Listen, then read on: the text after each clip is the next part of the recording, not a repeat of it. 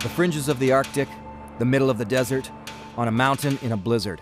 Given a choice, most people would easily choose a tropical island if they were forced with the decision of where they had to attempt survival. And I'm no different. It may be easier, but that doesn't mean it's easy. Without fresh water, you're dead in a week. With it, you still need to brave sharks, eels, and poisonous fish if you intend to harvest from the ocean. The intensity of the sun here can fry you in minutes, and brutal cyclones can wipe you off the face of the island. To create the right scenario, my crew is leaving me a boat wreck. They'll run it out ahead of me to wait on the island.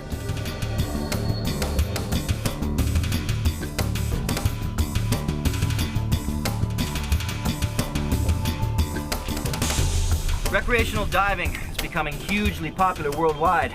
And just like skiers looking for the next mountain, divers are always on the search for new and more remote locations for underwater discoveries.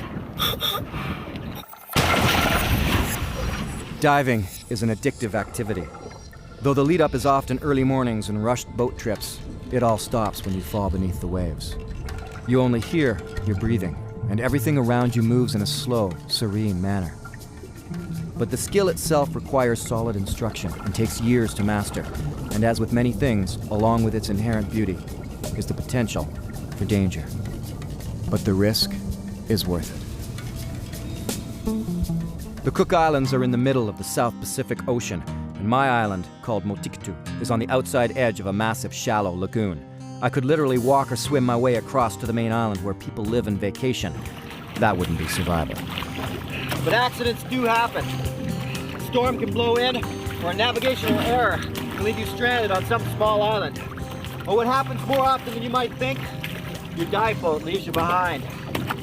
Either fearing that you're lost, or simply forgetting to do a head count. And you're left dumbfounded, horrified, and alone in the middle of the ocean.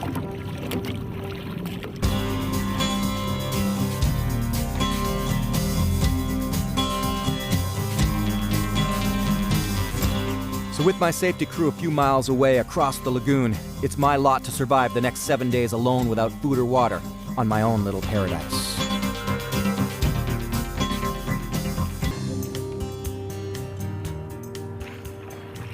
You know, survival on a tropical island might just sound ideal.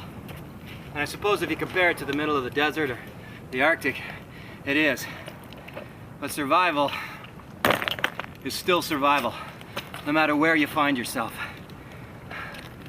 And for the next 7 days, I'll have to survive here, alone, without a camera crew, no food, and no one to film me but myself.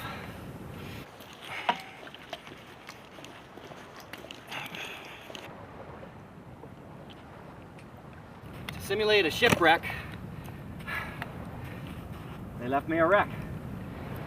All my dive gear, including my dive bag, and one shirt. And as always, I have my multi-tool and my harmonica along for the ride. Tropical island survival or not, it's gonna be a long week. Already a storm coming in, and I haven't even unpacked yet. Well, the first thing I'm gonna do is just get this boat straightened up and get ready for this storm to hit. Take a look at what gear I've got with all my dive stuff that I can make use of and get out of this wetsuit.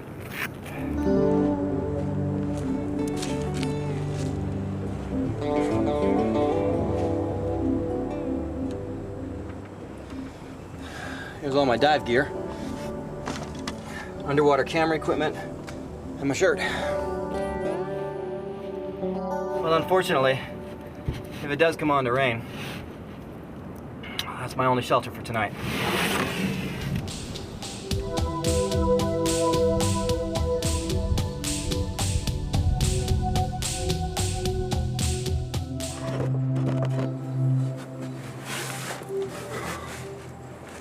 Well,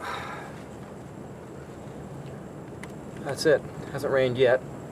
The stars are out. I can see the rain off in the distance. So, night number 1 of surviving on a tropical island is going to be right here in this boat. And with any luck at all, the rain will hold off. If it doesn't, I'm gonna have to crawl inside underneath the bow, and I won't sleep at all. It's not very comfortable in there. But I'll get through the night tonight, and tomorrow will be a new day. See how it goes. It's morning of day 2, surviving in a tropical paradise. Well, I got through the night all right. It did spit, though, just a little bit. Just giving me the heads up on the warning that there probably is rain coming. Of course, right now I don't have rain. I've got the opposite problem, which is the direct sun. It'll burn me in this tropical heat in a very short time. So I'm gonna pull everything out of the boat. I had to put everything back into the boat last night because this island is crawling with ship rats. So I brought everything up into the boat so it wouldn't get all chewed up. And I'll take it out now and just see what I've got to work with here. So for the most part, I don't have anything with me that any other normal diver wouldn't likely have with them. I've got my wetsuit and booties, fins, snorkel, mask, regulator, my BCD, and my dive bag with things such as casing for my mask and a few other items like that. Everything that any normal diver would have with them on a diving excursion. So we'll see what I can do with this stuff. And I'm gonna take a look at that boat. There we go. To help keep some of that sun off my head. Fry to a crisp out here. That'll have to do. This boat has a lot of junk that I can probably use. Buckets full of rust and old oil. Not much I can use these for. Way too dirty. Poison myself if I collected rain with them. Just a little tiny bit of gas left in there. Probably also water in it as well. It's like even some old fishing line. Old rusty hooks.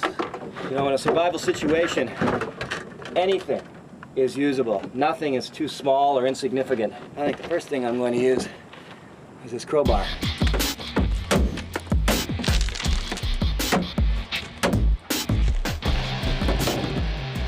It's time to do a little remodeling on the boat wreck.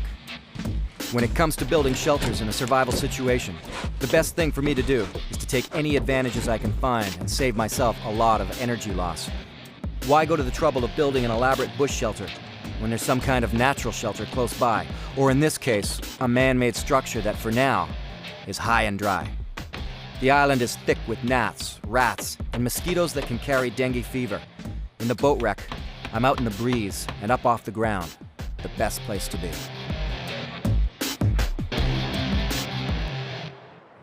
I might regret saying this, but I think when that rain comes, it'll be quite a relief. This tropical sun is a killer. Just moving around in it at all, wiping me right out.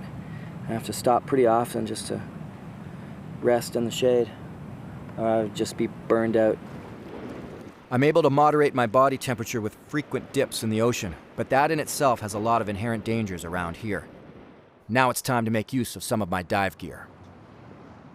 I was going to cut this apart and use it as a blanket, but it's going to make a perfect rain catch if I ever get any rain. That's what I'm going to use it for.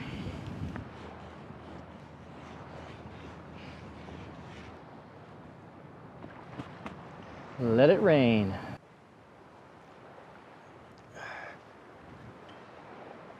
Well, at the very least, I can use this big, heavy tank like a signal device. I have a dive knife that was strapped to my BCD, and I was going to dangle it here because what can happen is the sun can hit it and it will flash and acts as a marker for anybody out there who might be looking for someone who's lost. They pick up the flash and hopefully come in and rescue you. But I just discovered that this dive knife that I have, I forgot, it's titanium.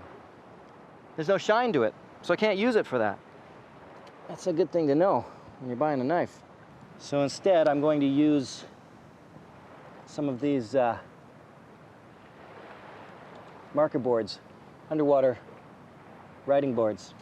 Now, the tank itself is bright yellow, so that helps.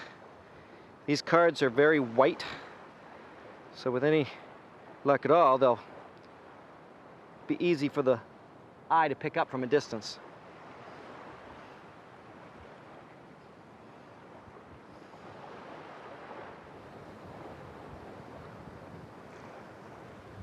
Well, not so certain that that'll work, but it puts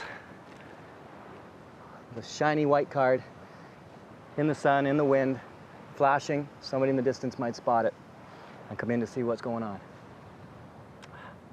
Other than that, that big yellow air tank, if I could get the top off, I could maybe boil water inside it, but beyond that, it's just a big, heavy air tank. Maybe I can crack milk it. So maybe I can crack coconuts on it or something. I'm about 100 yards walk from my boat shelter, and I think I've found a nice little supply. Oh. Here we go. All right. I need this bad. This little baby will be the source of a lot of benefits for me. I got 4 uses I can get out of it. And the first one is to get a drink. It's a little dangerous walking around in bare feet, but I needed to get them out of those neoprene booties, let them breathe, get some air, or I would have ended up with fungus problems. Well, I do have a dive knife, but in survival, if you have a knife, it's best to not use it if you don't have to. Any other means you can find to open things or break things or cut things instead of using up your knife are better because it saves the knife, keeps it sharp, perhaps for when you really, really need it. In survival, for sure, the best thing you can do is base everything on spending the least amount, the least amount of energy as possible. So what I'm doing here is, there's a stump. It's already in position.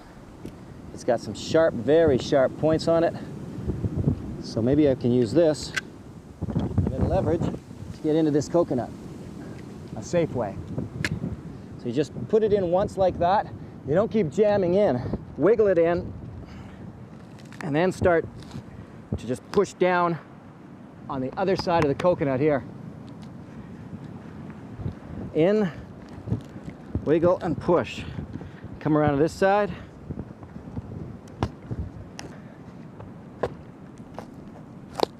There we go.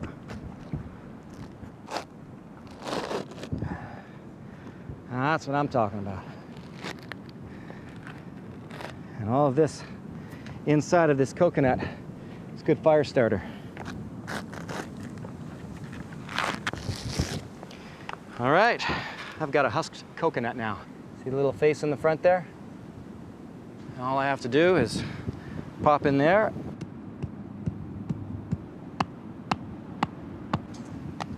There we go. Oh, I need this.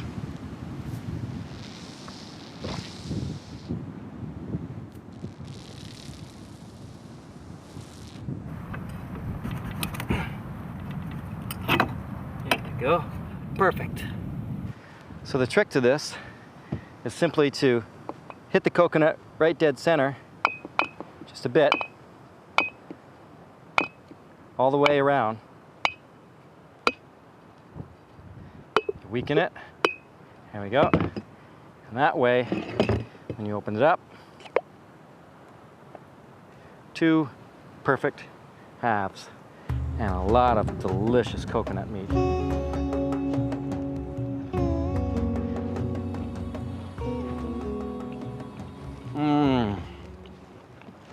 The other benefit I have now with coconut is I can take it, I can scrape some, and this coconut mush, and use it as a protective oil from the sun. If I can eat 1 coconut a day, I can survive. They're full of a ton of essential nutrients, vitamins, minerals. Augment that with fish, whatever else I can find or catch out here, and it'll be some pretty good survival. I found my small raincoat in my dive bag, a good thing given that the weather here changes very quickly. Well, here comes the rain. Might not necessarily be the most comfortable shelter I'll ever have, but hopefully it'll be dry. I'm a little worried about the peak. The angle's wrong and it could come dripping down on me. I have to sacrifice an airbag to keep the rain out. Well, that stops the drip at the peak. Probably best I don't allow myself to get soaking wet. It is the tropics. Pretty unlikely I'll get hypothermic, but I suppose the possibility is always there. If it stayed raining like this for a long time and went into the night, I could get pretty chilled. No need to let that happen, so I'll stay in out of the rain for now. Even a paradise without fresh water would quickly become a death sentence.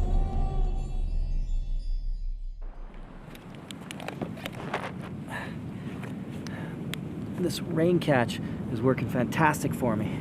This is the regulator. I'm going to sacrifice it.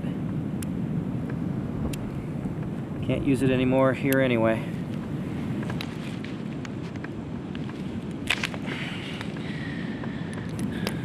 Okay. Excellent.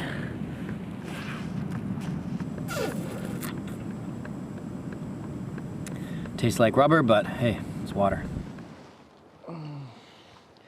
Well, if it rains at all tonight, I'm pretty well protected with this wooden cabin.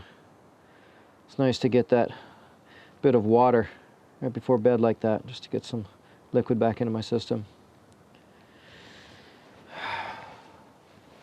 Oh.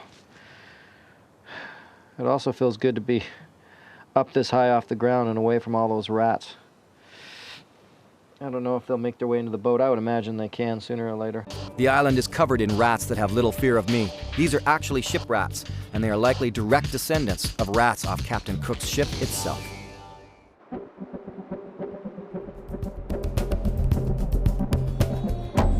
Well, it's morning of day 3. I didn't get quite as much rain as I had hoped for last night, but I still did get a few cups, which is pretty helpful. Shelter's holding out fine.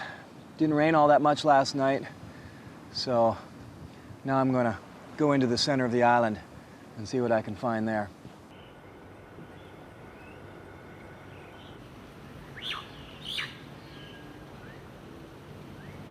My priority, now that my shelter is secure and I found a source or two of fresh water, is to assess my surroundings, see what I can take advantage of in the tropical forest itself.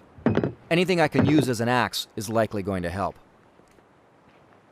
It's a beautiful island, both in the interior and on the beach, and my time here is made safer by the fact that there are no poisonous snakes or insects to worry about, so exploring comes easy.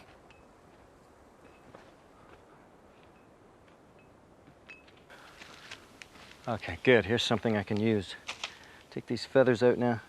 These feathers are not just for show. They're acting kind of like a baseball cap. They're shielding my eyes from the direct, harsh sunlight. In fact, when you see Native Americans in old paintings and pictures and they've got just the one feather stuck out of the side, what they're doing is they're blocking the sunlight, the direct sun from the horizon when they go off hunting. All right, this I can make use of. Yes, indeed. I've got cuts on my hands and the flies are trying to get at them. Might want to cover them up soon, or something lays its eggs in my skin. So this fella here, I can eat. The tropical forests, just like the jungles and the boreal forests across the world, are filled with millions as of yet undiscovered nutritional and medicinal benefits from the plants within their delicate ecosystems.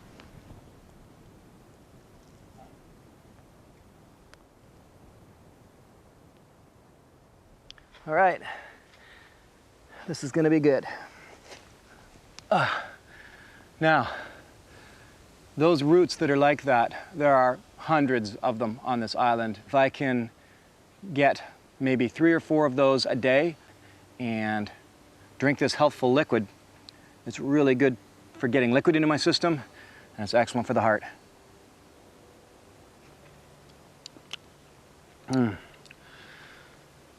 It even tastes good. That's great. Go get some more of those. There are a number of stages in the growth of coconuts, and all of them have their benefits to the lost victim. Ha-ha! Ready for this? This is my favorite part of the coconut. Juicy, tasty, oh so sweet. Ah.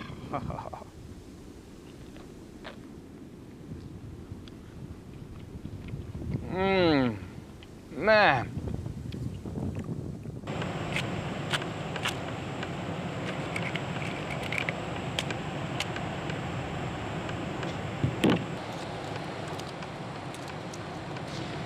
Dive gear bags and mesh bags always go hand in hand. Every diver's got some mesh bags kicking around.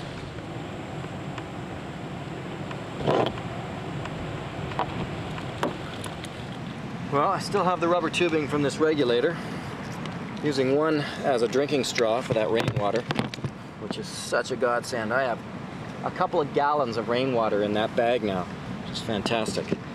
I think I'll sacrifice another to make this fish net. That's the end of that. Oh, wow. This tubing is way thicker than I was expecting, and I can't actually get my knife to go through that very well. It's got to be really careful in a situation like this. If I slip, I'm just going to slice right into my hand.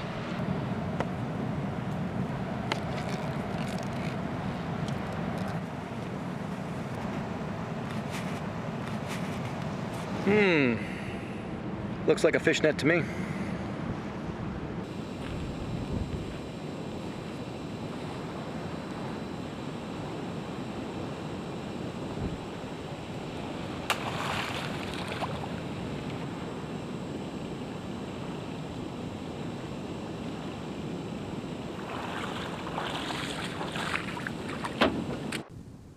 Before I was left out here, the local islanders had shared with me the survival benefit of this particular time of year, the availability of some wild game. Got a great opportunity for a meal here, if it's still there. Get back to it. It's a young booby, that's a bird, that has fallen down out of its nest. I don't think he can fly. This could be a real substantial meal for me. Have a meal tonight. Now that is a survival meal and a half. You see, these boobies and different birds are nesting on the island right now, and all of the young are in the nests, and they can't fly yet. They'll fall out of the nest sometimes, and they'll either starve on the ground, or they'll get eaten by something else, or sometimes they make it. But in this case, I think rather than climbing a coconut tree today, I'm going to concentrate on getting a fire going and have myself one heck of a meal. Whenever you catch a wild bird, the best thing is to pluck the feathers right away. Body's still warm. Feathers come off much easier. All I really want to do is just open this bird up enough to take the insides out so that I can skewer it.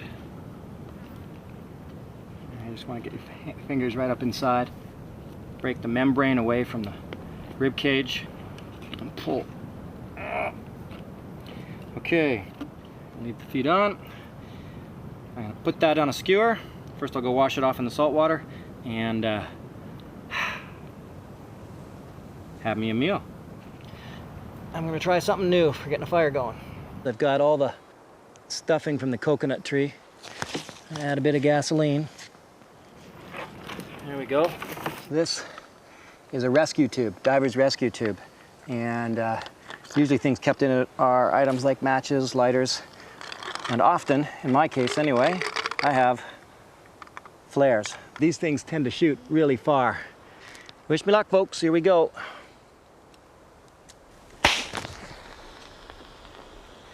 Yeah! Look at that! Excellent. We're having roast booby tonight. What happened there was, there's my flare.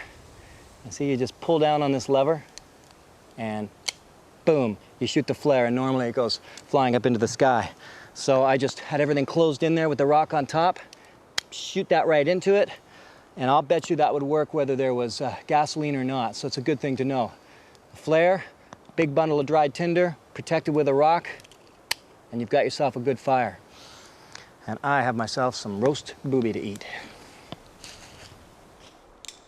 Pretty much any bird is edible in a survival situation, and there are plenty of rescued survivors to verify that. Oh boy, oh boy. Yeah. Roast brown booby. Cheers. Roast booby, coconut milk.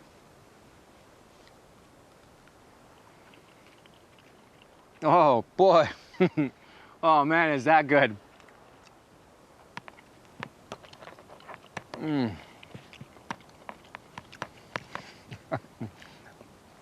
The irony being that I'm eating booby breast. Yet again, a tropical weather system takes control. I do believe I'm trapped in here for a little while. Glad I got that good meal in, and I have a chance. This should mean my rain catch is filling up with water.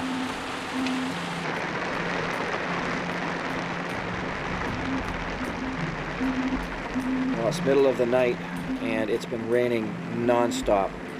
It's been really hard to get out of the boat, and the tapes had finished in my camera, so I wasn't even able to get out to my camera gear to replace the tapes till just now.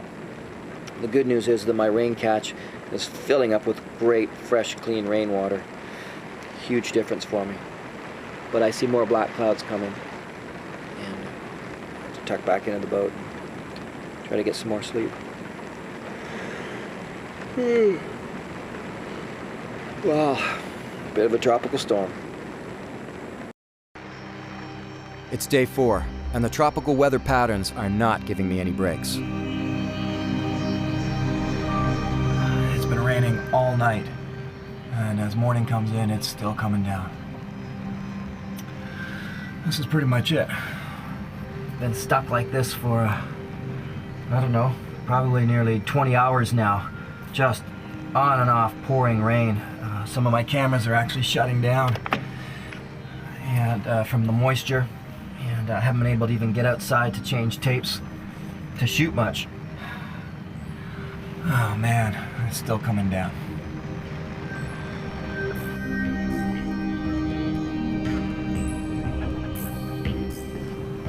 Oh man.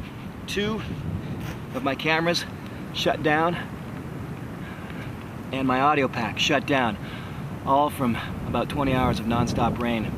They're just showing the condensation meters are blinking and won't allow me to turn the cameras on. So 2 down and 2 cameras left. This is enough rainwater, I'm sure, as long as it doesn't become contaminated, to get me through the next few days. And the thing I have to worry about here is there are so many rats here on the island. I'm still worried that what if they're coming in here to drink the fresh water and then probably also defecating and peeing in the water. Better cover you up. I want to lose this camera too.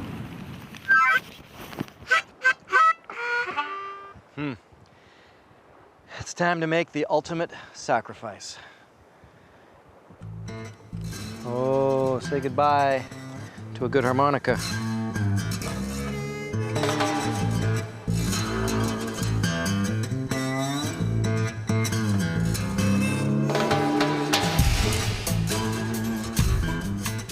See where I'm getting at here. Okay, so this is going to be my spear point.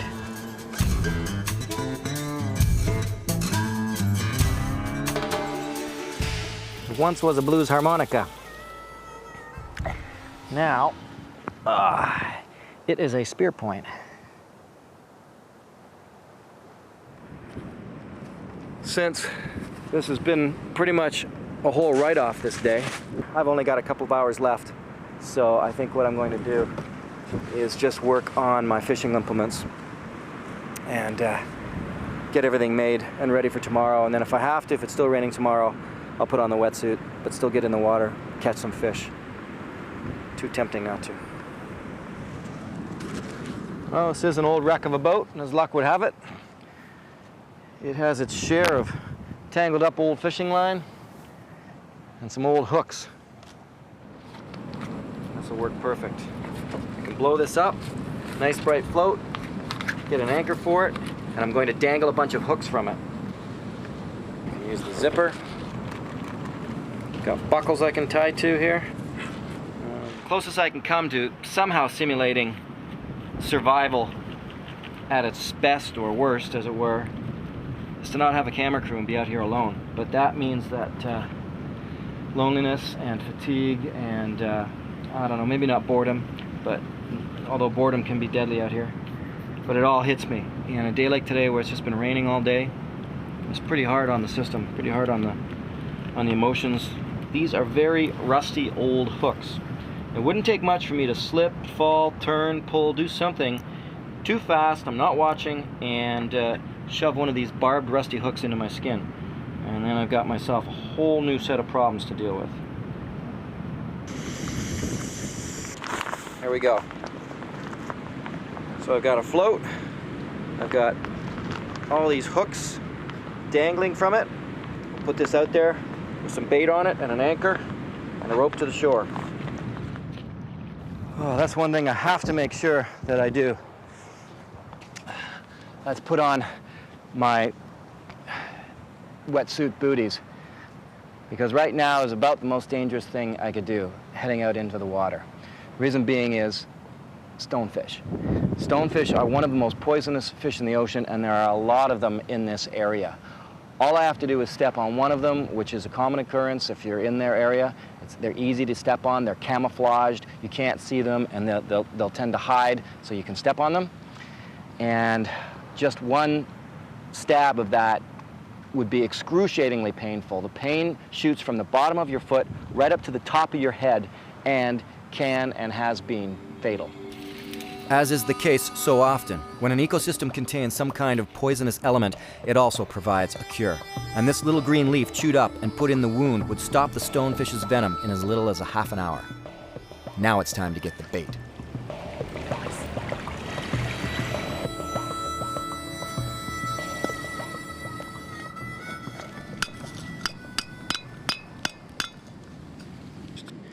Pull the crab out. The part I want, this juicy little specimen right here, that's what I can use for my fish bait. I want to break up because I'm going to use it like chum. When you chum the water for fish, you're just basically trying to get all the scent. If I leave the bait too big, then the fish eat it, and they get fed and they don't bother going after the bait that's on the hooks.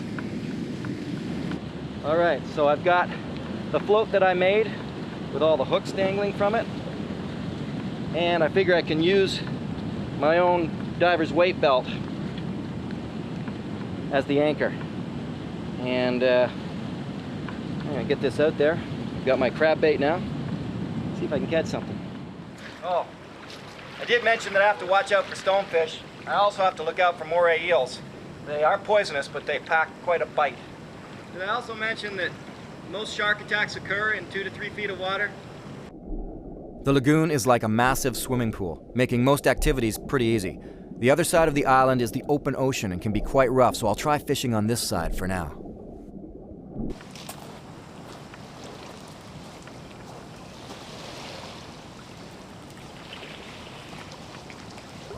For 3 days, there were flounder all around me when I walked in the water. Now that I have a spear, they're nowhere to be found. What's happened is that they've become aware of me. They've sensed me as a threat and have moved on to elsewhere in the lagoon until I stop entering the water. This is just another part of becoming aware of the natural cycles and rhythms of an area when you're attempting to survive. Well, here comes the rain again. I didn't get a lot accomplished today. but probably 36 hours of non-stop rain played a big part in that. So here I am stuck in the boat wreck shelter again. It's just the way it goes sometimes in survival. But I did get a spear made, a net made, and a fish float made, so tomorrow I will do as best as I can to try to catch some fish.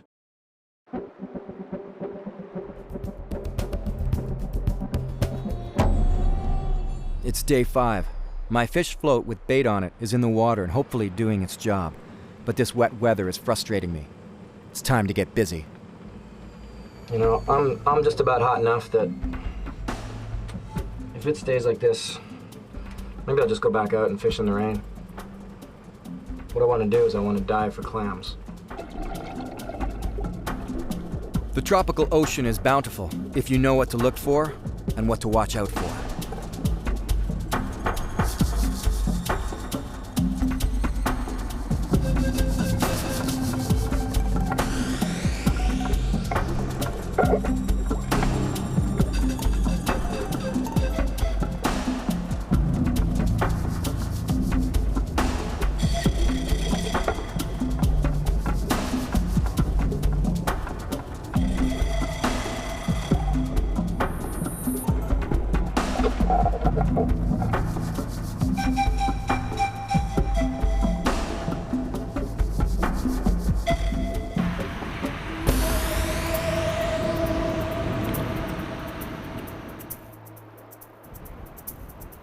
This is a type of sea cucumber, and the white slime that comes out of it works very much like an antiseptic covering for cuts and scrapes. It's even being researched by scientists to see how it can be utilized for medical benefits.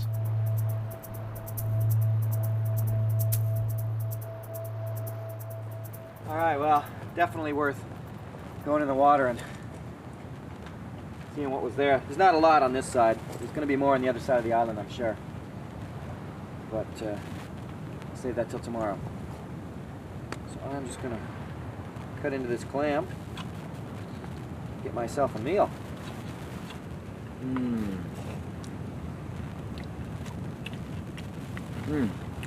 Fresh clam. And it's sweet. Well, wow, that's good. Where there's one, there's going to be more.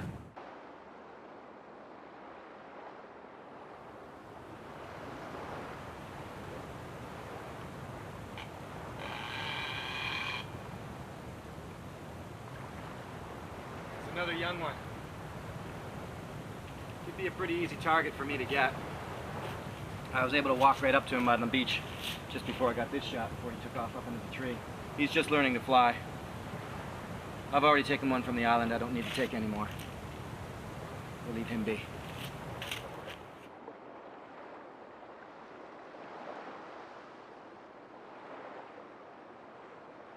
Since the flounder seemed to have outsmarted me by leaving this area, I want to see if I can outsmart them by attempting some night fishing. Bit dangerous, but worth the try. Well, here goes nothing. I'm gonna grab the torch, set it on fire, and make my way to the water. Although how I'm going to carry the camera at the same time is beyond me.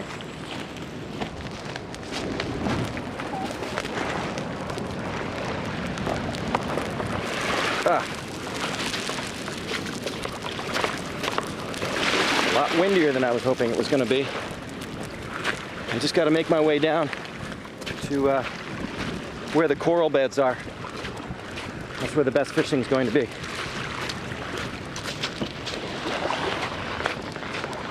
This is not easy. Should have built the fire way down there. Night fishing is a spooky activity. The light only gives you vision for a few feet. Sharks usually enter into the lagoon at night to feed. The chance of stepping on an extremely poisonous stonefish or painful sea urchin becomes much higher. It's one of those things that can work once you master it. You just have to take a deep breath and go for it. Given time and practice, I know I could make it successful, but it's going to take a lot of patience.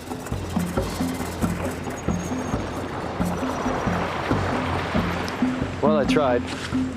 Obviously, fishing with a torch made out of palm fronds at night here in the tropics is something I'm going to need to try again. The problem here was fire was too far from the coral spot, so running down there I lost a lot of the torch. So now I know. Make sure that I've got a very short distance between lighting it and getting into where the coral is to try to find the fish. So I'm giving it another shot while I still have the energy. I would love to get myself a meal of fresh fish.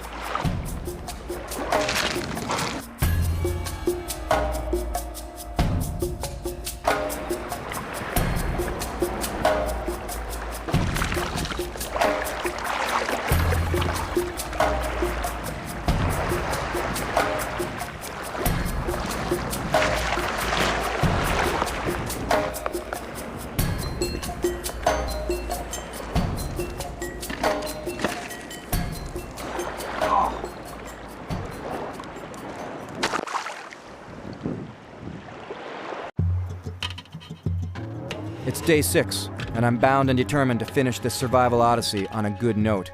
Maybe even with my own tropical feast.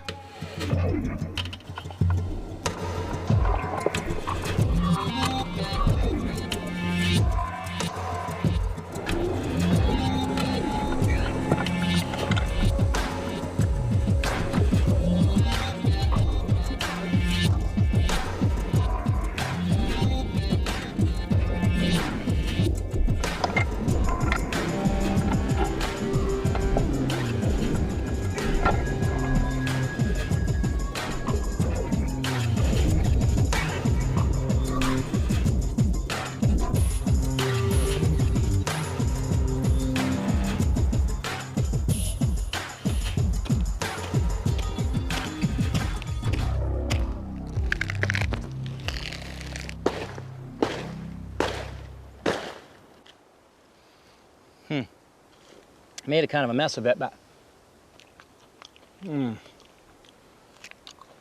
insides of these palm trees are quite good, quite edible.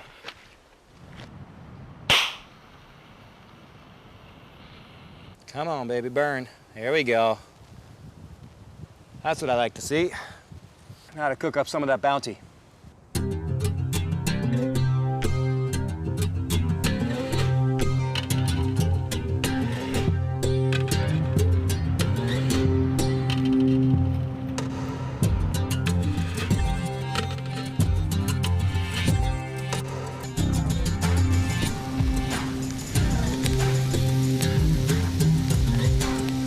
Oh boy.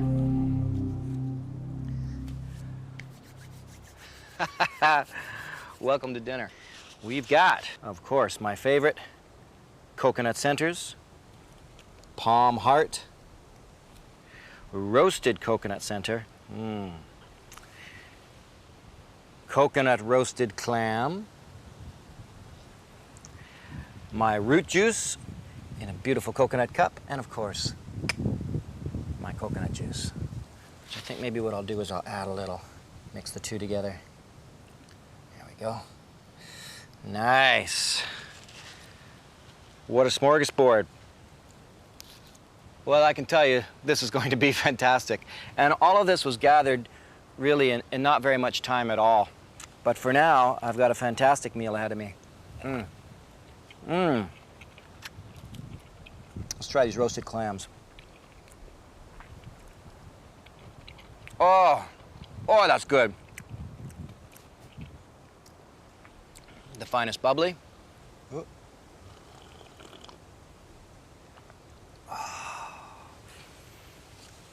Oh, this is good. You know, I've survived in a lot of places, a lot of remote areas, and I've had times where there's been very little food all week long. But in a place like the tropics, there's no need to starve. There's plenty of food around. This is the easy stuff to get. I haven't yet been able to get a flounder. When I was here in the beginning of the week, there were all kinds of them. The last 2 days, I haven't seen one. It might be a lot easier for me to survive here in the tropics than it is, say, in the Arctic or in a desert. But without the will to live, there's survival nowhere. And the rats are joining me for a meal. Look at you guys. 1, 2, 3, 4, 5. It's like Willard here. There's rats coming in from everywhere. Get out of here. Well, tomorrow my rescue comes. The boat will come in for me. And you know, I think this is the one time I wouldn't mind if they waited a couple of days. left me alone out here for a little bit longer.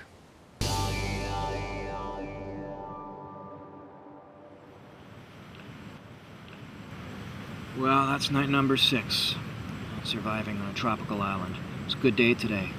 I had a full-on island feast. It wasn't difficult to obtain. Tonight, I've got full moon shining down on me. And since I sacrificed my harmonica earlier on in the week to make a tip for my spear, I grabbed a couple of coconuts, made myself a new instrument. Just whipped this up this afternoon.